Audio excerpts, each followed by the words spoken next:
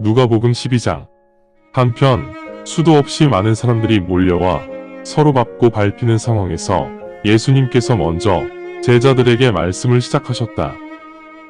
바리새인들의 누룩, 즉 그들의 위선을 조심하라. 감추어 놓은 것들이 드러나고 숨겨놓은 것들도 모두 알게 될 것이다. 너희가 어둠 속에서 말한 것들이 밝은 곳에서 들릴 것이며 너희가 안방에서 말한 것들이 지붕 위에서 밝히 드러나게 될 것이다. 내가 너희에게 말하노니 친구들이여, 육신을 죽이는 자들을 겁내지 마라.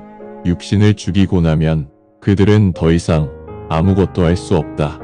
너희가 진정 누구를 두려워해야 하는지 내가 보여주겠다. 너희 육신을 죽인 후 영을 지옥에 버릴 수 있는 권능을 가지고 계신 분을 두려워하라.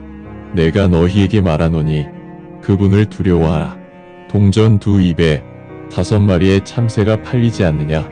하나님께서는 이 5마리의 참새도 모두 기억하시고 내 머리카락까지도 다 세신다.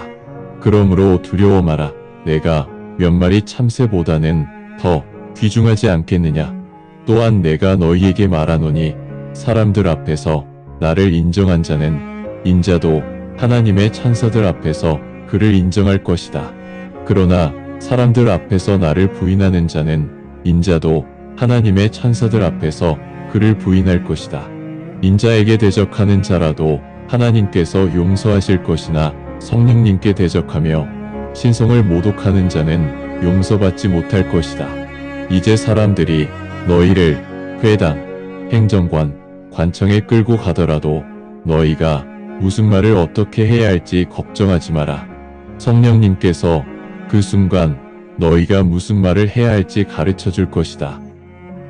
그때 군중 가운데 한 사람이 예수님께 말하였다. 선생님, 제 형에게 저와 유산을 나누라고 말씀 좀 해주세요. 그러자 예수님께서 그에게 말씀하셨다. 이 사람아, 누가 나를 당신들의 심판관이나 중재자로 만들었느냐? 예수님께서 그에게 말씀하셨다. 탐욕을 경계하고 조심하라. 한 사람의 삶이 소유하고 있는 재물에 많고 적음에 달려있는 것은 아니다. 그러신 후 예수님께서 그들에게 우화를 말씀하신다. 한 부자가 자신의 땅에서 풍성하게 수확물을 거두었다. 그 부자는 속으로 생각하며 말하기를, 수확물을 보관할 공간이 없는데 이제 어떻게 해야 하나? 그래서 그는 결심하였다. 그래, 이렇게 하자. 이 창고를 허물고 더 큰 창고를 지어 나의 모든 수확물과 재물을 보관해야겠다. 그런 후 내 영혼에게, 영혼아, 내가 오랫동안 먹을 수 있도록 많은 것들을 비축하였으니 이제 여유를 가지고 먹고 마시고 즐거워하라고 말해야겠다. 그러자 하나님께서 그에게 말씀하셨다. 바보야, 오늘 저녁 내게서 영혼이 나가면 내가 준비한 것들은 누구의 것이 되겠느냐? 자신을 위해 보물을 쌓아두는 자는 하나님 관점에서 보면 부자가 아니다. 그 후 예수님께서 제자들에게 말씀하셨다. 그러므로 내가 너희에게 말하노니 내가 사는 동안 무엇을 먹을지 걱정하지 마라. 내 몸에 대해서도 무엇을 입을지 걱정하지 마라. 삶이 음식보다 더 귀하며 몸이 의복보다 더 귀하지 않느냐. 까마귀를 유심히 보라. 그들은 심지도 거두지도 않고 창고도 곳간도 없다. 하나님께서 그들을 먹이신다. 너희가 새보다는 훨씬 더 귀하지 않겠느냐? 너희 중 어느 누가 걱정한다고 해서 자신의 키를 1규빗 더 키울 수 있겠느냐? 내가 아무리 걱정하여도 작은 것 하나 해결하지 못하면서 왜 다른 일들을 걱정하느냐? 백합이 어떻게 자라는지 보아라. 백합은 노력도 길쌈도 하지 않지만 찬란한 영광을 누린 솔로몬조차도 이 백합만큼 시장을 잘 하지는 못할 것이다. 오늘은 들에있으나 내일 화덕에 던져질 풀도 이렇게 옷을 입히시는 하나님께서 너희에게는 얼마나 옷을 더 잘 입히시겠느냐? 너희들의 믿음이 정말로 작구나. 무엇을 먹어야 할지, 무엇을 마셔야 할지 찾지도 말고 걱정하지도 말라. 이런 것들은 전부 세상 사람들이 추구하는 것들이다. 너희가 이런 것들을 필요로 한다는 것을 너희 아버지께서 아시고 계신다. 그러니 하나님의 왕국을 간구하라. 그러면 이 모든 것들이 내게 더해질 것이다. 불쌍한 양들아, 두려워 마라. 내 아버지께서 너희들에게 왕국을 주시기 원하신다. 너희가 가지고 있는 것들을 전부 팔아 자선을 베풀면 너희는 영원히 낡지 않는 돈지갑을 가지게 될 것이다. 이것이 진정 절대로 헛되지 않는 하늘의 보물이다. 그곳에는 도둑도 없고 갉아먹는 벌레도 없다. 내 보물이 있는 곳에 내 마음도 있다.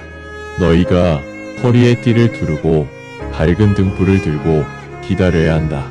너희는 마치 결혼식에서 돌아올 주인을 기다리는 하인들처럼 준비하고 있어야 하며 주인이 와서 문을 두드리면 너희는 즉시 문을 열어드려야 할 것이다. 주인이 와서 경계를 잘 서고 있는 하인들을 본다면 그 하인들에게 복을 내릴 것이다. 내가 너희에게 분명히 말하노니 하인들이 식탁에 앉아 식사할 수 있도록 그 주인은 허리띠를 두르고 와서 자기 하인들을 섬길 것이다. 주인이 2경에 오든지 3경에 오든지 오는 때와 관계없이 항상 하인들에게서 그런 모습을 본다면 그 하인들에게 복을 내릴 것이다. 그러니 이것을 알아야 한다. 도둑이 몇 시에 올지 집주인이 알고 있다면 집주인은 경계를 잘하여 도둑에게 집이 털리지 않도록 만반의 준비를 할 것이다. 그러므로 너희도 항상 준비하고 있어야 한다. 인자는 너희가 전혀 생각하지 않은 순간에 오실 것이다. 그때 베드로가 예수님께 물었다. 주님, 이 우화가 우리에게만 해당되는 말씀인가요? 아니면 다른 모든 사람들에게도 해당되는 말씀입니까? 주님께서 말씀하셨다. 그렇다면 주인의 식솔들을 잘 보살피고 식솔들 모두에게 적당량 음식을 제때에 잘 배분하도록 주인이 임명한 신실하고 지혜로운 청지기가 누구이냐? 주인이 와서 그렇게 잘하고 있는 하인을 본다면 그 종에게 복을 내릴 것이다. 내가 너희에게 진실로 말하노니 주인은 가지고 있는 전부를 그 종에게 맡길 것이다. 그러나 하인이 주인은 나중에 오시겠지 라고 생각하고 자기 마음대로 다른 남종과 여종들에게 폭력을 행사하면서 먹고 마셔 술에 취해 있다면 그 종의 주인은 종이 전혀 예상하지 못한 날 알 수 없는 순간에 갑자기 올 것이며 와서 그 종을 2조각 낸 후 불신자로 낙인을 찍고 처벌할 것이다. 주인의 의도를 알고 있음에도 준비하지 않았거나 주인의 의도대로 행하지 않은 종은 많은 채찍을 맞게 될 것이다. 그러나 주인의 의도를 모르는 상태에서 채찍 맞을 짓을 행한 종은 약간의 채찍만을 맞을 것이다. 많이 받은 종에게 많은 것을 요구하며 책임을 많이 맡긴 종에게는 더 많은 것을 요구할 것이다. 내가 이 땅에 불을 내리려고 왔는데 이미 불이 붙어 있으면 내가 어떻게 하겠느냐. 그러나 나는 받아야 할 세례가 있으니 그 세례, 곧 십자가 부활이 이루어질 때까지 내가 매우 고통스러울 것이다. 너희는 내가 이 땅에 평강을 내리기 위해 왔다고 생각하느냐? 전혀 그렇지 않다. 오히려 분열이 일어날 것이다. 지금부터 한 집에 사는 가족 5명이 서로 분열할 것이다. 셋과 둘로, 그리고 둘과 셋으로 갈라서게 될 것이다. 아버지가 아들을 적대시하여 분열하고 아들이 아버지에게 대적하며 어머니가 딸을 적대시하고 딸은 어머니에게 대적하며 장모는 며느리를 적대시하고 며느리가 시어머니에게 대적하여 분열할 것이다. 그 후 예수님께서 군중들에게도 말씀하셨다. 서쪽에서 구름이 몰려오는 것을 보면 너희는 소나기가 오겠다라고 말할 것이고 실제 소나기가 올 것이다. 남풍이 불어오면 너희는 날씨가 덥겠다라고 말할 것이고 실제로 더울 것이다. 위선자들아, 너희가 하늘과 땅의 얼굴은 식별하면서 어떻게 그때는 알지 못하느냐? 그렇다면 어찌하여 너희는 자신에게 무엇이 옳은 것인지 판단하지 못하느냐? 너를 고발한 자와 함께 행정관의 조사를 받는다면 법정까지 가지 않고 해결하도록 최선의 노력을 다하여라. 법원은 너를 감옥에 보낼 것이다. 내가 너희에게 말하노니 너희가 마지막 일점마저 다 갚을 때까지 너희는 그곳을 빠져나오지 못할 것이다. 누가복음 13장. 갈릴리 사람들의 희생물 때문에 빌라도가 일부 갈릴리 사람들을 처형한 사건에 대해 당시 그곳에 있던 몇 사람들이 예수님께 말씀드렸다. 그 사건은 예루살렘 성전을 방문한 갈릴리인들 중 관세 지불을 거부한 사람들을 빌라도의 군사가 즉결 처형한 사건이다. 예수님께서 그들에게 답하여 말씀하셨다. 너희들은 이 죽은 갈릴리 사람들이 다른 갈릴리 사람보다 더 악한 죄인들이라고 생각하느냐? 그래서 이런 죽임을 당했다고 생각하느냐? 내가 너희에게 말하노니 아니다. 너희도 회개하지 않으면 너희들 모두 그들처럼 죽게 될 것이다. 아니면 실로암에서 망대가 무너져 죽은 18사람이 예루살렘에 살고 있는 다른 사람들보다 더 악한 죄인들이라 생각하느냐?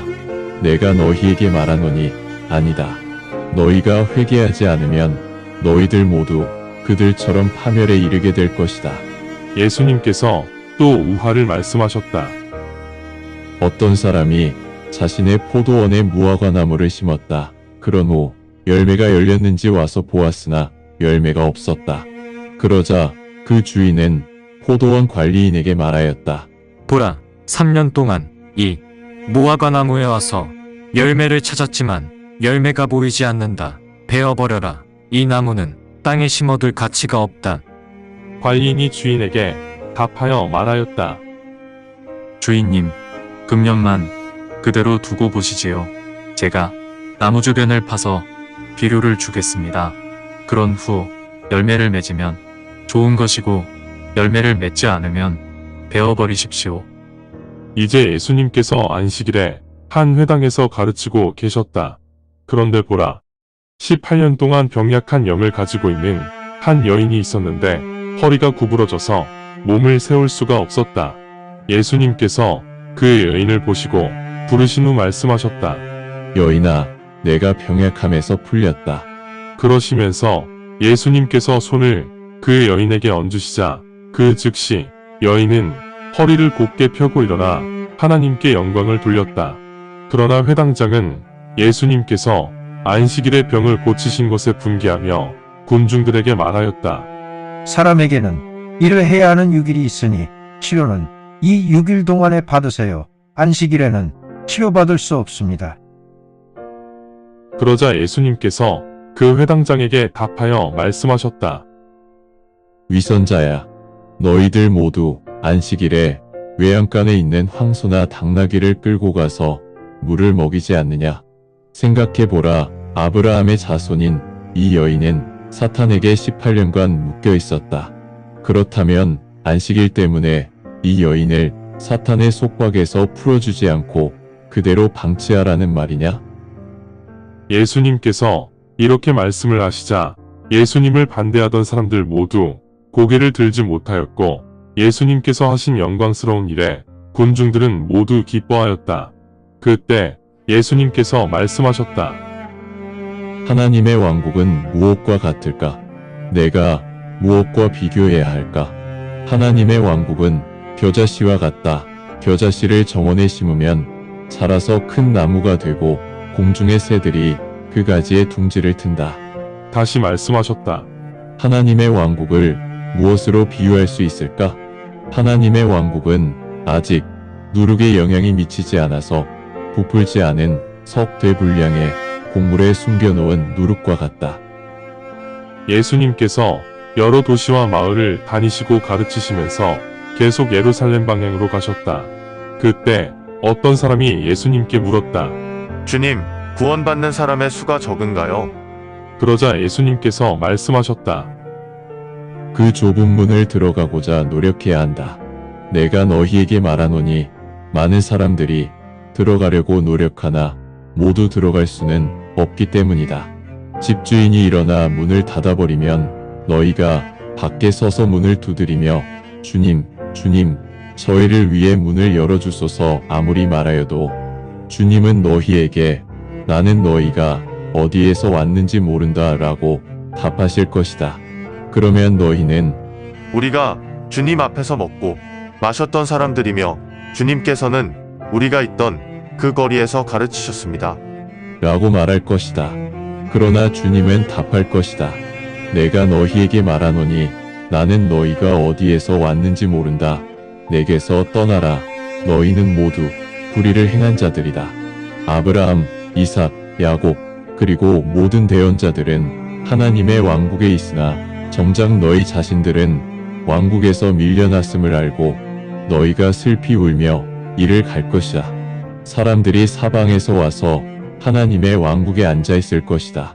진실로 나중에 노력하였던 자가 먼저 들어가고 먼저 노력하였던 자가 나중에 들어갈 것이다.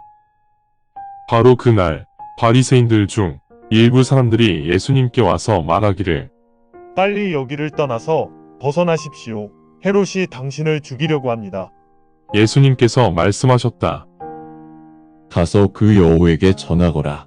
보라, 나는 오늘도 그리고 내일도 악령을 몰아내고 치료를 행할 것이다. 그러면 나는 3일째 되는 날 완전해질 것이다. 그럼에도 오늘도 내일도 그리고 그 다음 날에도 나는 여행을 계속해야 한다. 왜냐하면 대언자는 예루살렘에서 죽어야 하기 때문이다. 오 예루살렘, 예루살렘아, 너는 대언자들을 죽이고 하나님께서 내게 보내신 자들을 돌로 쳤다. 암탉이 병아리를 날개 밑에 품듯이 내가 그렇게 자주 내 후손을 품으려고 하였으나 내게는 그렇게 하려는 의지가 없구나. 알겠느냐? 내 집이 황폐하게 버려지고 있다. 내가 너희에게 분명히 말하노니 너희가 주님의 이름으로 오시는 그 분을 찬양합니다라고 말하는 그날까지 너희는 나를 보지 못할 것이다. 감사합니다. 주님의 말씀입니다. 성경을 처음 접하는 분들에게 기존의 한글 성경은 항상 이해하기 어려운 책입니다. 그래서 영어판 NKJV 성경과 여러 주석과 참조문헌을 활용하여 내용을 전달하기 위해 쉽게 풀어 표기하였습니다. 성경을 듣고 읽을 때 주님의 영이 임재하기 원합니다. 택함을 받았으나 그 사실을 모른 채 아직 어둠에서 방황하고 있는 어린 양들이 이 동영상을 보고 들어 주님의 새 언약을 확신하고 소망함으로 하나님의 백성이 되어 주님의 나라에서 영원 무궁토록 권세를 누리며 살기를 간절히 원합니다. 아멘.